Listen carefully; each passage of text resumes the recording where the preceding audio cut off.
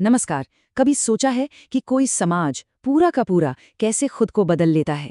आज हम 19वीं सदी के भारत की कहानी में उतरने वाले हैं। ये वो दौर था जब सुधार और क्रांति की एक ऐसी जबरदस्त लहर चली जिसने आज के भारत की नींव रखी। तो इस पूरे विश्लेषण की शुरुआत एक बहुत ही बुनियादी सवाल से करते हैं, है ना? कि आखिर वो कौन सी चिंगारी होती है जो किसी भी समाज को अपनी जड़ों तक जाकर खुद को फिर से परखने पर मजबूर कर देती है। 19वीं सदी के भारत में ठीक यही हुआ था। आज हम 4 हिस्सों में इस कहानी को समझेंगे। पहले उस दौर का माहौल कैसा था, ये देखेंगे। फिर जो बड़े हिंदू सुधार आंदोलन हुए, उनकी बात करेंगे। इसके बाद देखेंगे कि ये जागरण की लहर पूरे देश में कैसे फैली, और आखिर में समझेंगे कि इन सब ने मिलकर भारत में राजनीति को कैसे जन्म दिया। तो चलिए सीधे चलते हैं हमारे पहले पड़ाव पर और ये समझने की कोशिश करते हैं कि 19वीं सदी का भारत आखिर था कैसा। जरा सोचिए, एक ऐसा समाज जो एक चौराहे पर खड़ा है। एक तरफ सदियों पुरानी परंपराएं और कुछ सामाजिक कुरीतियां थीं, और दूसरी तरफ ब्रिटिश राज के साथ आई पश्चिमी शिक्षा और एकदम नए नए विचार थे। इन्हीं दो ताकतों के बीच जो टकराव हुआ ना, उसी से वो चिंगारी निकली जिसने सुधार आंदोलनों को हवा दी। और इस पूरे मंथन से जो पहली बड़ी लहर उठी, वो थी हिंदू सुधार आंदोलनों की। ये वो लोग थे, वो पायनियर्स थे, जिन्होंने सबसे पहले समाज की कुरीतियों पर सवाल उठाए और बदलाव की मशाल जलाई। देखिए, मोटे तौर पर हम इस दौर की 3 बड़ी धाराओं को देख सकते हैं। सबसे पहले थे राजा राम मोहन रॉय और उनका ब्रह्म समाज, जो एक ईश्वर की पूजा और सामाजिक सुधारों पर जोर दे रहा था। फिर आए दयानंद सरस्वती, जिनका आर्य समाज कह रहा था, वेदों की ओर लौटो। और फिर थे स्वामी विवेकानंद, जिनका रामकृष्ण मिशन सेवा और आध्यात्म को सबसे ऊपर रखता था। तो सबसे पहले बात करते हैं राजा राम मोहन रॉय की। इन्हें भारतीय पुनर्जागरण का जनक भी कहा जाता है, और ये कोई छोटी बात नहीं है। 1828 में उन्होंने ब्रह्म समाज की स्थापना की, जिसका सीधा मकसद था मूर्ति पूजा जैसी प्रथाओं का विरोध करना और ये समझाना कि ईश्वर एक है। लेकिन उनका जो सबसे बड़ा, सबसे ऐतिहासिक काम था, वो था सती प्रथा का अंत। ये एक बहुत ही दर्दनाक प्रथा थी, जिसमें विधवा को उसके पति की चिता पे जिंदा जलने पर मजबूर किया जाता था। सोचिए जरा। रॉय ने इसके खिलाफ जबरदस्त अभियान चलाया, और उन्हीं की कोशिशों से गवर्नर जनरल विलियम बेंटिंक ने 1829 में इसे गैर कानूनी घोषित कर दिया। ये समाज के लिए एक बहुत बड़ी जीत थी। तो एक तरफ ब्रह्म समाज था, जो आधुनिक विचारों से प्रेरणा ले रहा था। वहीं दूसरी तरफ एक और आंदोलन था जिसका रास्ता थोड़ा अलग था, आर्य समाज। इसके संस्थापक थे स्वामी दयानंद सरस्वती। उनका मानना था कि समाज की समस्याओं का हल भविष्य में नहीं, बल्कि हमारे अतीत में छिपा है। उनका नारा था, वेदों की ओर लौटो। आर्य समाज का असर सिर्फ धर्म तक ही सीमित नहीं था, बिल्कुल नहीं।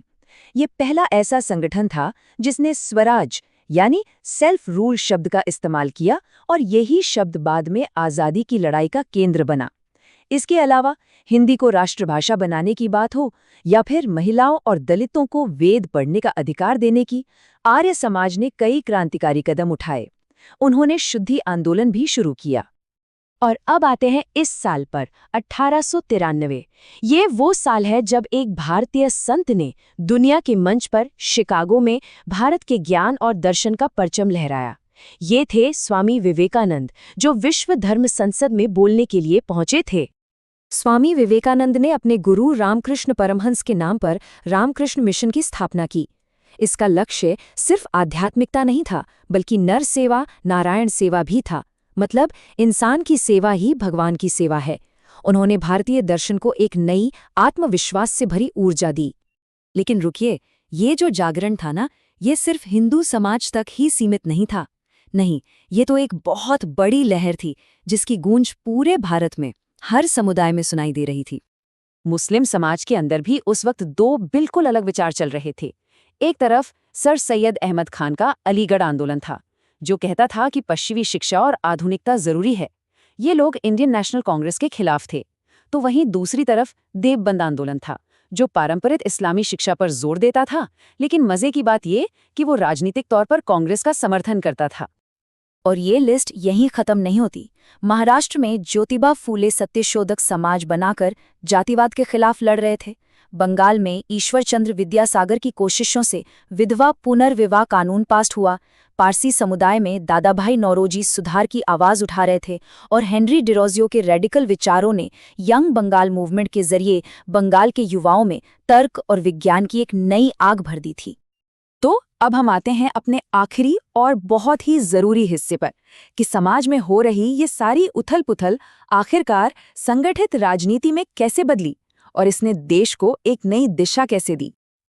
देखिए, इंडियन नेशनल कांग्रेस कोई एक दिन में नहीं बन गई थी। उसकी नींव तो दशकों पहले से रखी जा रही थी। जैसा कि आप यहाँ देख सकते हैं, बंगाल से लेकर बॉम्बे और मद्रास तक पूरे देश में धीरे धीरे छोटे छोटे राजनीतिक संगठन बन रहे थे। ये इस बात का साफ संकेत था कि भारत अब सिर्फ सामाजिक तौर पर नहीं बल्कि राजनीतिक रूप से भी जाग रहा था।